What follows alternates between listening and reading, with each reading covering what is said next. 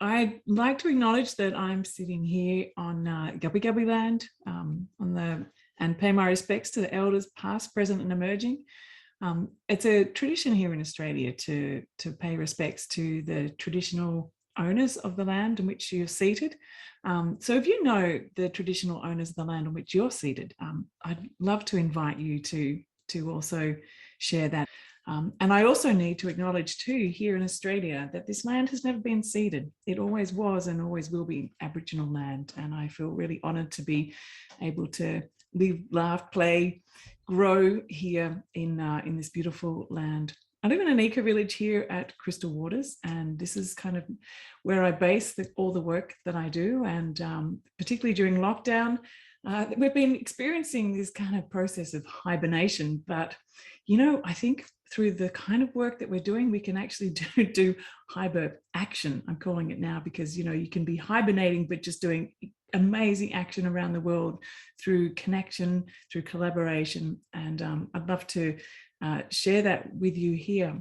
And I'm also really delighted to be able to be sharing this webinar today with Bemeriki Bisimwa Dusabe, who has been a collaborator for a couple of years now, working in myceliating permaculture through locally led, locally adapted programs, particularly for youth, particularly for women. So it's great that there's so many people who have collaborated with us on this program, from the work that Ange does, from Sakina, and Bemeriki, of course, is here, and the Realliance team. So what we're focusing on really is about the type of permaculture programs that are being led from within the camp, and how these are rippling out and actually starting to be taken up by lots of different groups all throughout East Africa, and what kind of support is being generated for that, and how Bemeriki has been able to keep them connected. And I think this is really important, and it's all being done on a shoestring as well. So I'm Morag, and I'm from the Permaculture Education Institute, and that's kind of where I think a lot of this started, this conversation that we're having today. But it's through a lot of different organisations. So I just to give you a bit of background, I run something called the Permaculture Education Institute, which is an online institute that shares permaculture in many parts of the world. So we have students on 6 continents. And also anyone who wants to, from a refugee settlement, from an Indigenous community, or anyone from the Global South, essentially, I give full scholarships to this program. And I designed this program in a way that it was done so that I could give it away. But, you know, I realized very quickly that, you know, in places where Bemeriki is working, it's hard to give it away. So really, this is where the work that Bemeriki is doing is sort of taking this and then rippling it out and layering on all the knowledge and skills that he's built up over the years, and bringing in local experts and just making a locally adapted program. The Ethos Foundation is a registered charity that I run, and basically it's run on a shoestring. So what it means is, as all the money that comes in just goes straight out again. So 100% that goes in goes straight to the projects. And I've been able to, by keeping it small and low key and kind of under the radar, it means that I'm able to just give directly to communities or to people doing good work. We don't need to have sort of layers of being a non-profit organization and having all the admin. It's very agile, the way that we work. And then, of course, the Permayouth. And the Permayouth has sort of been central as a connector through all of this. And hopefully I'll just be able to describe that as I go on. There's so many other organisations. So Realliance supported one of the songs that first happened. The Youth in Permaculture Prize was offered to Permayouth as one of their runner-up prizes. Rosemary Morrow has invited us to start up an East African permaculture for refugees. We've been working with the International Bateson Institute, with Nora Bateson and the Club of Rome, to create warm data conversations. The Permaculture Australia Permafund has donated some money to it. The Global Eco Village Network has supported with some training. And also the Rex Foundation has helped us to create a studio. And this is the Rex Foundation is the foundation of the Grateful Dead, if anyone is familiar with that band. And also we're runners-up now through Permayouth, which is linked with all of this work in the Lush Spring Prize. So fingers crossed there. Let me just get to the next slide. So I just wanted to start here because this is Maya and Hugh, my kids, when they got their first permaculture design course when they were 10 and 12 in Uganda. And of course it was hosted by Charles Mugarura. And it was at that particular course that we met Sakina. And Sakina came across, we were able to sponsor her to come across from Kakuma refugee settlement up in Kenya. And when we met her and all of the other people there was this like fantastic connection. And so as we left, we stayed in contact. And as Permayouth started to emerge, and Maya was part of evolving that through all of the other young people that were starting to talk about permaculture in the Permaculture Education Institute, Sakina was watching this on social media and she said, I can start one of those here in Kakuma. And so she did. And we were able, through the Ethos Foundation, to help sponsor her get the first series of permaculture programs happening there. And then from that, many other programs have started happening, and then we started talking with Bemeriki. So this is kind of like a little bit of a timeline of how it emerged. And it was when we met Bemeriki that things started to really open up as well, because Bemeriki also comes with a huge amount of experience in peace building and teaching and all the other skills in agriculture that he brings. And so with the scholarship that he got to the Permaculture Education Institute, he pretty much straight away started teaching young people because they were in lockdown. So the whole idea is that with the Permaculture Education Institute, like I said, anyone can join. It includes a permaculture design certificate course. So the idea is it guides people step by step through how to design their place, and then step by step how to run a education program, and not in a recipe way, but in a way that encourages you to do it absolutely how what works in your local area. So the Permayouth started connecting in with this and basically became a networking and mentoring group. So all the young people that Bemeriki started working with would come and join on weekly meetings with other Permayouth. They would start to have regular meetings with people from all around the world. So you can see in the middle, there's I don't know if you can see my mouse, but anyway, there's Bemeriki and a group of young people there meeting with someone from Zanzibar, from the Philippines, from Australia, from, oh gosh, I'm trying to look for all the others, from America, all together starting to talk. And so this is amazing. It's this possibility of people all learning together in a community of practice. So all of this education is free for all the young people around the world. And it's really an opportunity to say, well, what is it that we would like to learn about? And then finding someone who can teach that. So it's this learning community. And then starting also, in this picture here is someone who's got this big bushy beard, and his name is Costa. And in Australia, he is the most celebrated TV celebrity in Australia. I mean, I know he's got this big bushy beard. He runs Gardening Australia, and he's won the most famous celebrity award in Australia. And he's right behind this. And so he gets on and he starts listening to the youth doing their presentations, doing their poetry, making their films, their music, their ideas, and having this support from people who are in his position, but also anyone from around the world coming in and being part of this is hugely empowering.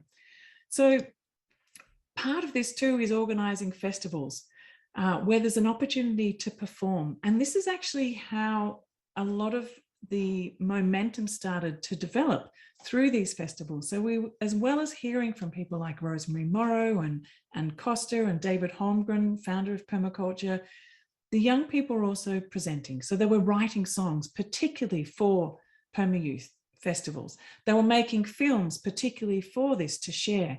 And so what this did, it started getting them visible. It started them to document what it was that they were doing.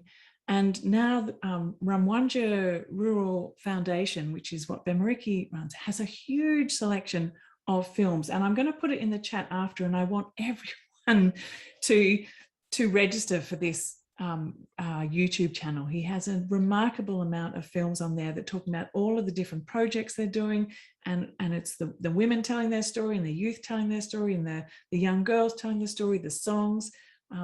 So I think it's absolutely fantastic what they're doing. And then also from that, this is the Permayouth Ambassador Crew, and some of you might have heard me talking about before a young man called Somali, who Sakina knows very well. And he's the one who's actually starting to build these music studios.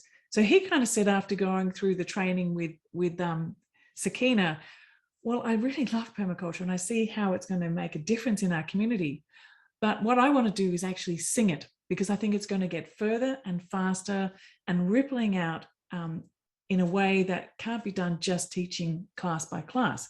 So he now has a number of songs, and he just recorded a song yesterday. I'm really excited to hear that.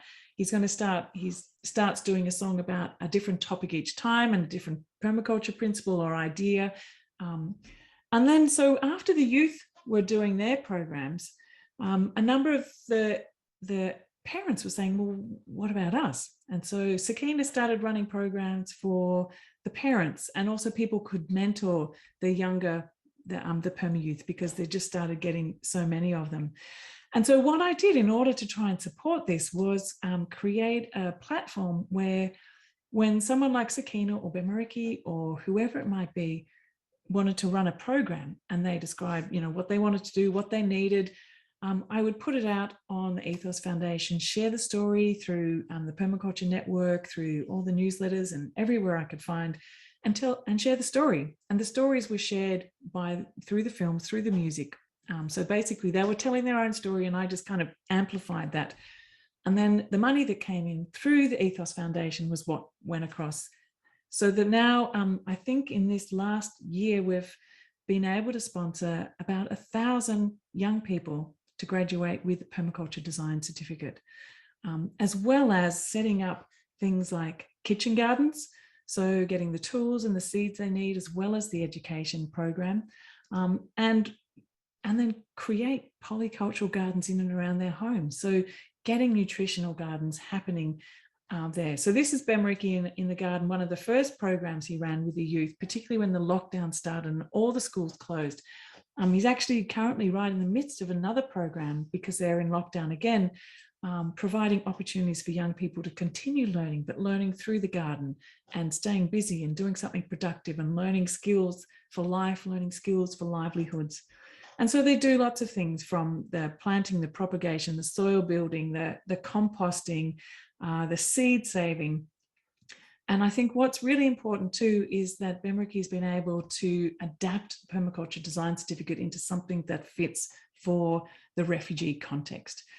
It's not a curriculum that's imposed, it's a curriculum that's emerged out. And fantastically, what he's been able to do is to get the attention of, he'll tell you exactly what it is, but the training regulating board in Uganda, and his course is actually certified through the Ugandan government as an accredited program, which is phenomenal. There's programs that are happening all the time. He leads them in all the different refugee camps. Basically, they through all the social media that's happening with it, the films and everything else, people say, oh, can you come and do that in my place? And so what happens is that we'll fund Bemeriki to go to the next camp, but he takes along someone from another camp as well. So it's like a buddying project. So the Roland, who's in the red dress in the middle, she was from a different camp. So she followed around with Bemeriki for a while as a teaching apprentice. And so then when Bemeriki gets to go back to her camp, she's there ready. She can set it up. She knows what's happening. She can get people prepared, and the program will work so much better. And she's there prepared also to be able to follow on after the program's finished. So it's about trying to design it to build in the resilience into this educational system. It's not just teaching a course and going away and the whole thing falls over. And also that there's tools left. There's tools that people can take home, but also tools that need to be shared. And this is part of the peace building project process and the cooperative enterprises that Bemeriki might talk about a bit in a minute. So it's really about creating local leaders, and there is just regular communication happening. So there's regular communication happening across East Africa, and I'm also in regular communication. Where I can, I also try and offer that people have like a UBI, universal basic income, to be able to keep going. I wish I could do that more. I think it's what will help to get the program started and ripple out further and keep it myceliating, because there's so many amazing young people that are being trained who are going through these permaculture design courses, and also what Bemeriki is calling the permaculture design course for change makers, where it's not just the design course, but it adds on the livelihood training, the enterprise training, and the sort of getting those set up as cooperative programs.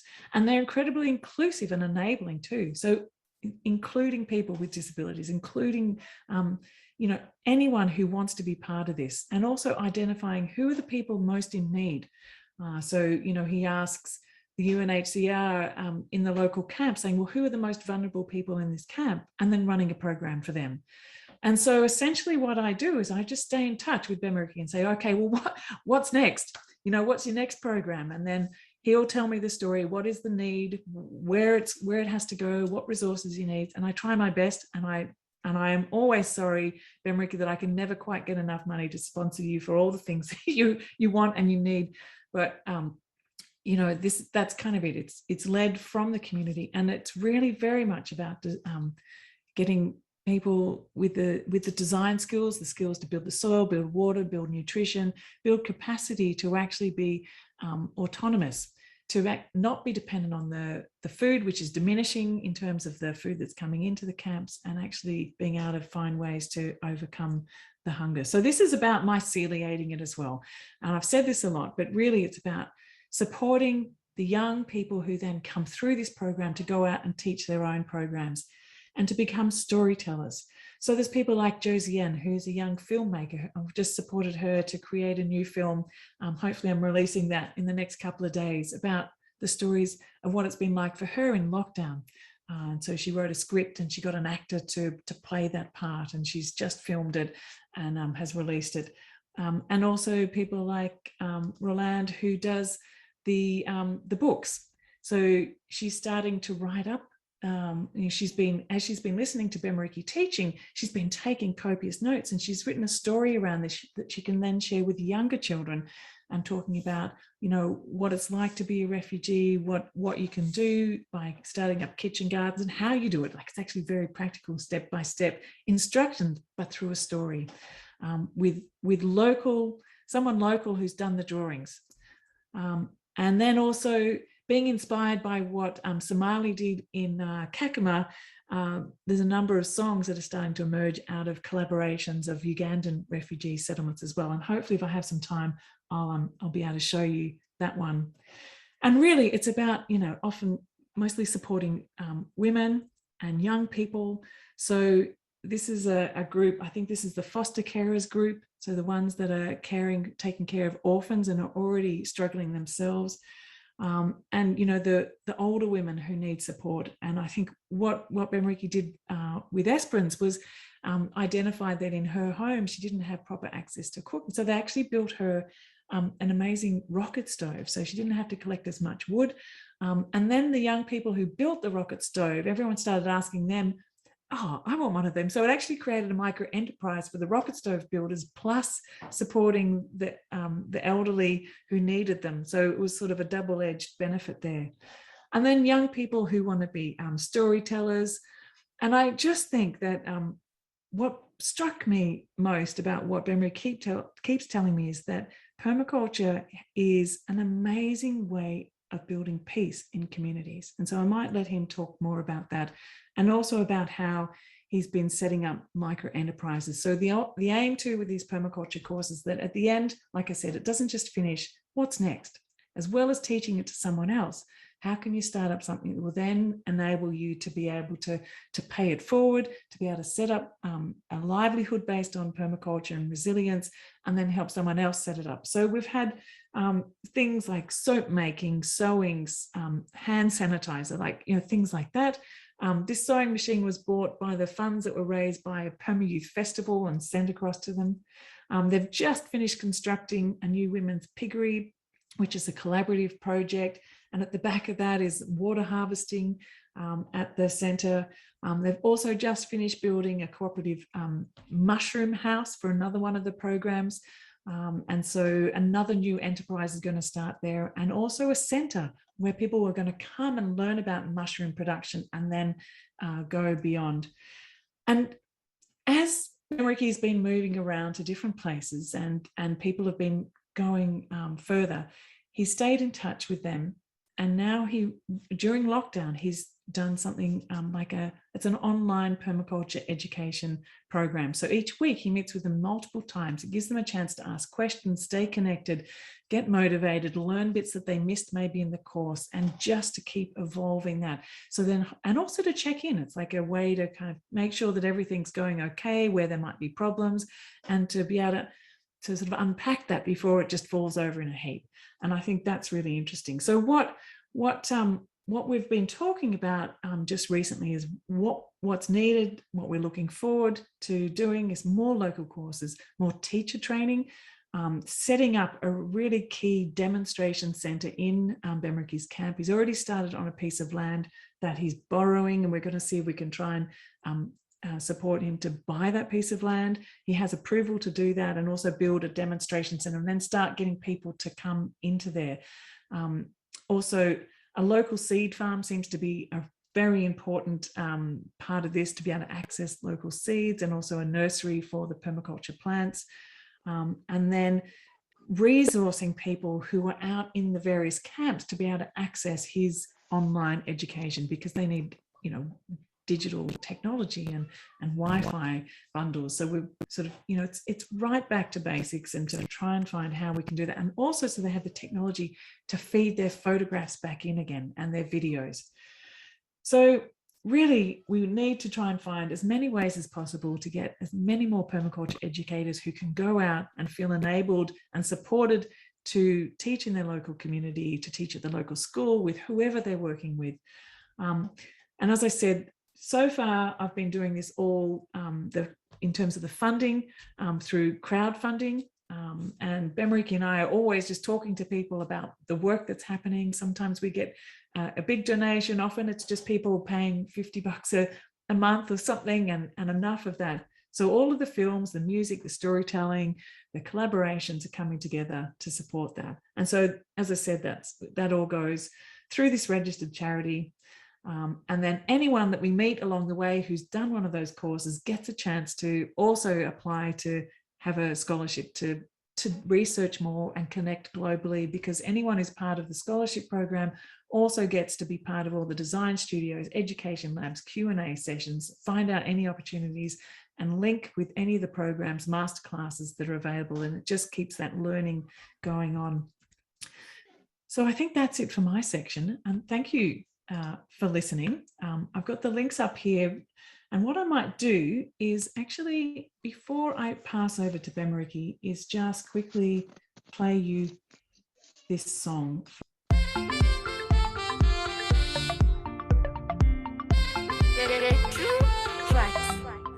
Maji machafu tusinywe tena, misitu tusiende tena.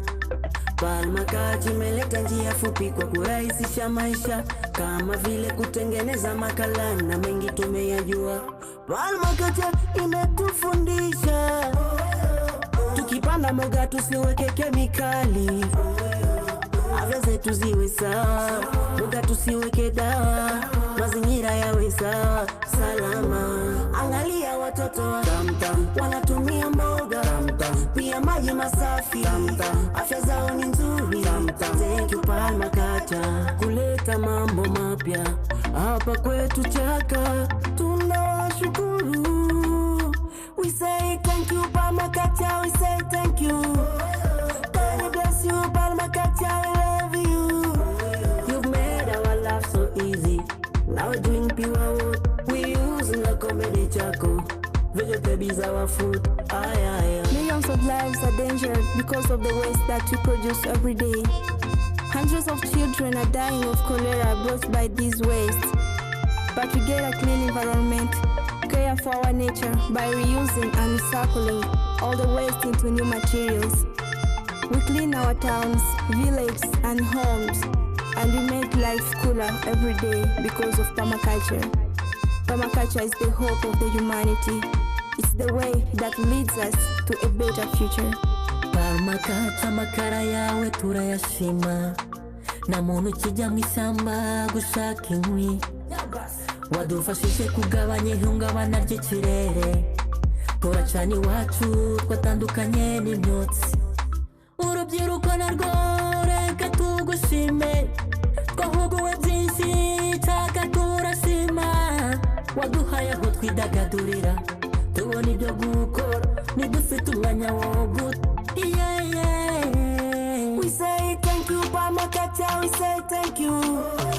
God bless you, Permaculture, we love you. You've made our life so easy. Now we're doing pure wood. We use local medical. Vegetables our food. We send our sincere thanks to the Permaculture Education Institute, Permayouth, Morag Teacher Bemeriki, who teaches permaculture in East Africa refugee camps. Roland Asima. We say thank you, Permaculture, we say thank you. God bless you, Permaculture, we love you. You've made our life so easy. Now we're doing pure wood. We use local medical. Vegetables our food. Aye.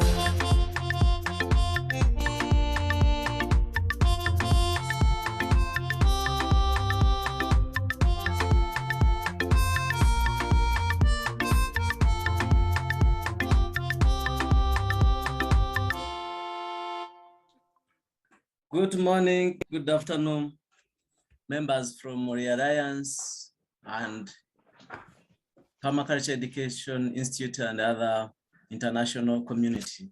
Hope some of you it's morning, to us it is afternoon. Yep. So as it have been shared, that's my presentation about first of all, I've started with the introduction to Rwamwanja Rural Foundation Limited. What is it, where it's found? So Rwamwanja Rural Foundation Limited, it is a non-profit organization which was founded by me in 2015. It was started as a community-based organization. Later changed to be a non-profit organization with the registration number, which you are seeing there. It was supported by Permaculture Education Institute, Permayouth, and other networks. So permaculture in Rwamwanja started in September 2020. It was 2019 when I was given scholarship by Permaculture Education Institute. Then when doing just module 5, it's when the lockdown came in and I started just practice when I started recruiting youth in my camp due to lack of food. It was food insecurity, which is just impacted us. Lockdown was imposed and nobody could walk into the host community to look for firewood, food, and anything else that is for basic need. So that's why I occupied the youth in my camp. I trained them, I recruited just 40 of them. We started working into the garden. We taught them about kitchen garden, how they can make sack mount using little land that they have into their plots. Later on, parents just copped in. That's how permaculture started in Rwamwanja in 2020. It was supported by Ethos Foundation, Permaculture Education Institute, and other well-wishers.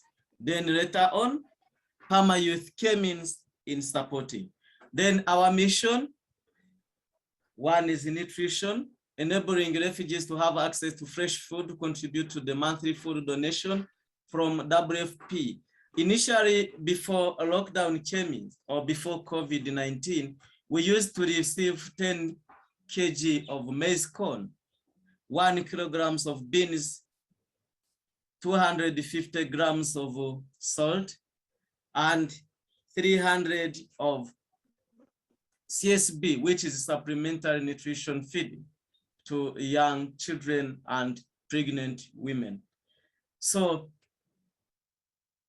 since the lockdown came in, there was a lockdown in Mombasa where the warehouse of WFP was. No more food could come from there. Then what was there, it was just to slash the food ration from 10 kilograms of maize corn to 5 kilograms. When the lockdown continued, they say, no, there is no way. We later change it to include money, which is 30,000. Later on, when it persisted, reaching September 2020, again, they slashed it into two to be almost 19,000 Ugandan shillings, which is equivalent to $5 US. And they could not provide it monthly, it is just for 2 months.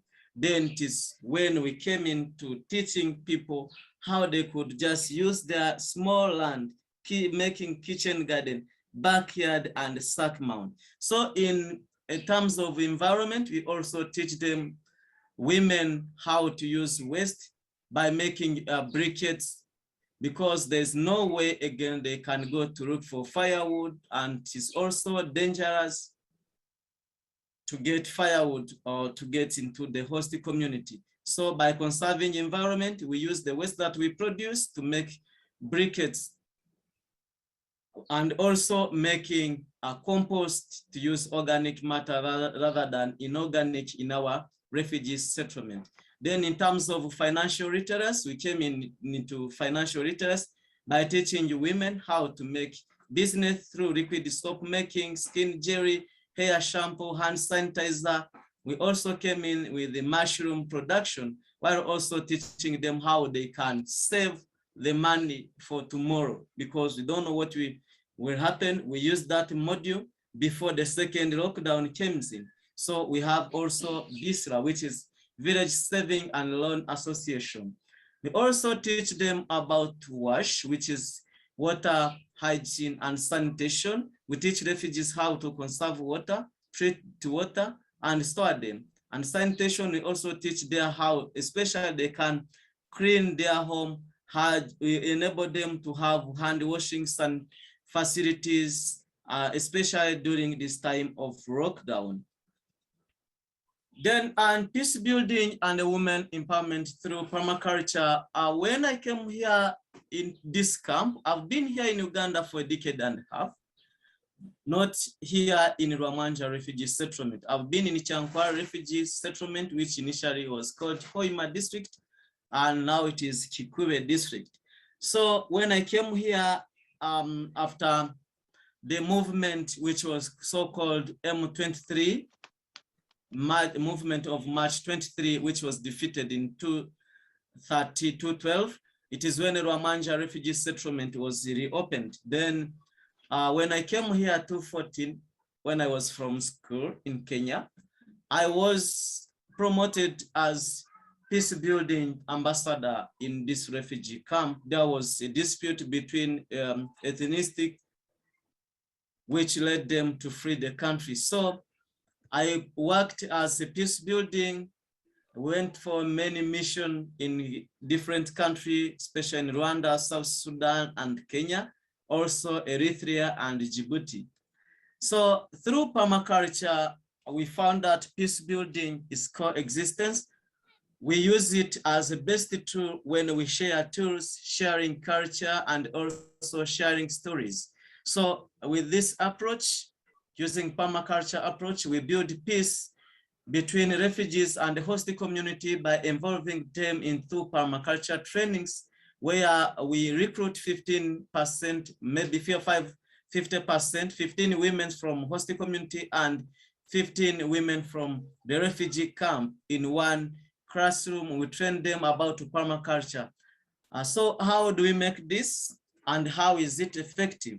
It's effective when we engage them, they share a story. My methods of facilitating permaculture course, the first day is to start with learning culture, where different people from different culture, from different background, share cultural practice and cultural norms, where host community here, which are national, have been fearing Congolese, maybe due to their cultural practice, but coming together into one classroom, we taught them about kitchen garden, and we distributed tools to them.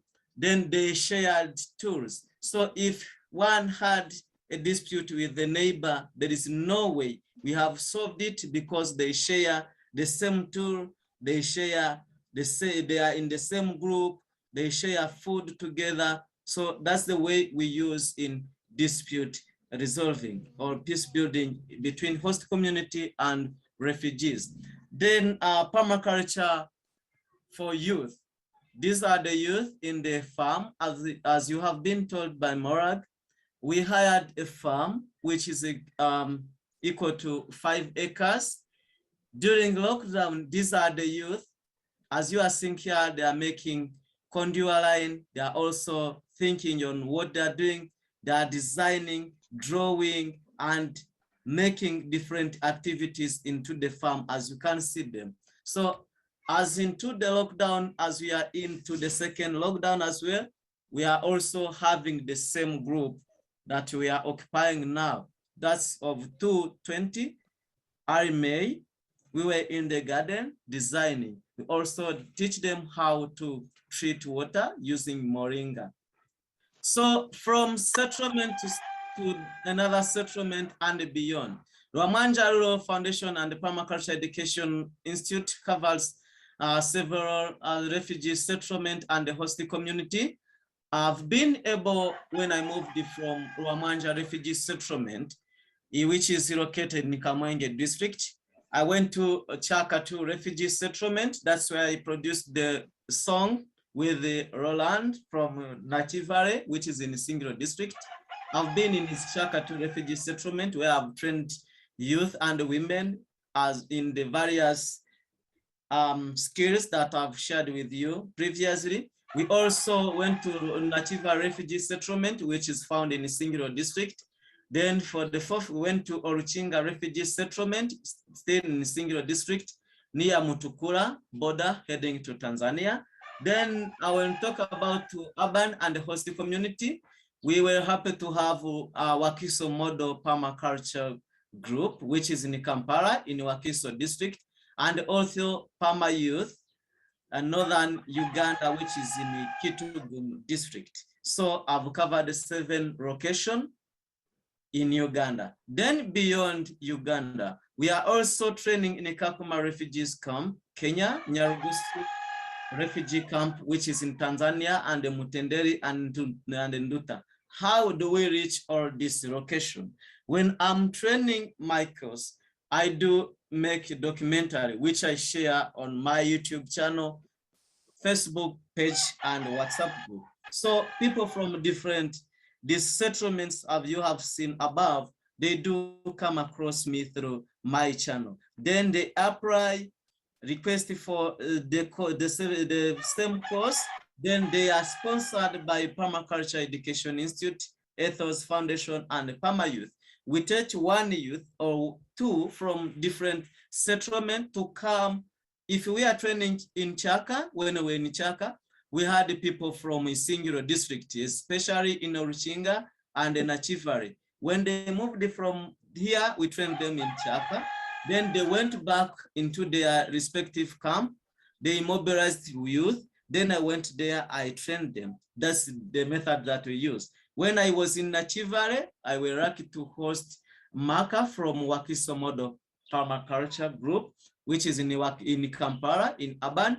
I was also lucky to have 3 members from Central Uganda or Central Kampala, which is Wakiso, Mukono, and other districts around Kampala. Then that's how we do in our methods.